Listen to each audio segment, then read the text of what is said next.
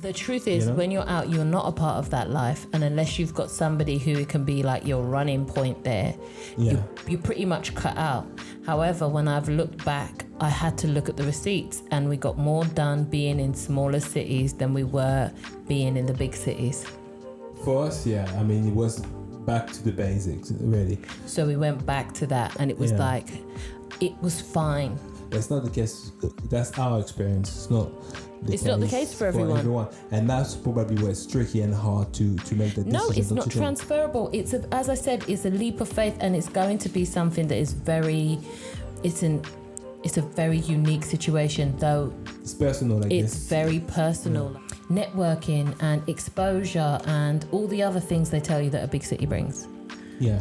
And to a certain extent, it did. We were always out. We were always being invited out to, opportunity places and doing all of these things. It's just that the same very thing I was pursuing, I realized that I didn't want it like that. Yeah. I want it, but not like that. Because I was exhausted. Yeah. Even though you're going ahead, there's a lot to be wary about. But usually it's fear of missing out. Yeah. One way or another, you're worried that you're gonna opted out of something. Yeah, I think that's really true. Well, when here, when they had all those attacks. Oh God, yeah. And I did feel safer here. Yeah, I did as well. I was like, this is the thing when people don't think you're shit, they don't shit on you. Yeah, that's really true. Yeah. They're not out here trying to break anything you got going on because they don't think you got nothing going on. Yeah. It's perfect. It's great. It is. No, my question is what are the downsides to moving out of the big city? And have you got any regrets about it?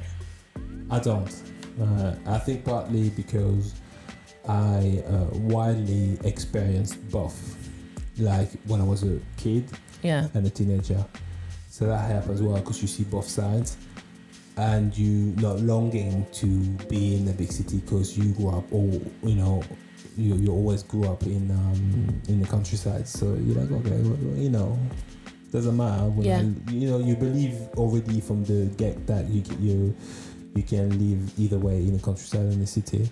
But I say the being in France, there's no downside. To what? To the countryside.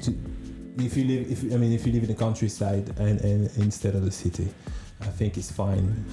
You won't miss anything because France is around here keep it 100. We're missing a Primark. Okay, fine, but that's one shop. But I'm just saying that's prime money there. But look how France functions. I mean, shops open at 10 o'clock. They shut at 12. They open back at 2. And they shut at 7 latest, 8 maybe in some places. IKEA. And the difference between France and Paris, instead of shutting at 8 o'clock, they can shut at 9 o'clock. But on the weekend, on Sunday, there's not many shops open either way. So it doesn't change. However, if you're in London and you live in actual London, you have like all night long services, all that stuff. And I don't think if you live in the countryside in London, in England, you'll have this type of services. So as far as the services, you can feel the difference. True, but then that's an England, France comparison, not a countryside city comparison. True, it's not. You don't think there's anything bad about moving down here? You don't think there's anything bad about moving to the countryside? Not for me. I didn't experience anything bad being in the countryside. No, I did not. I must admit that I had a great time being here. I'm trying to think of one. More peaceful. I'm at peace in the countryside. Now I really feel that, I'm not so tired. And like you said, I do agree with the city draining you. Yeah. And, all of that. So now I'm good. Like I think I don't see any. I maybe you know, ask me again in 5 years and I might tell you otherwise. But you know, really, I'm actually proud that we made that decision.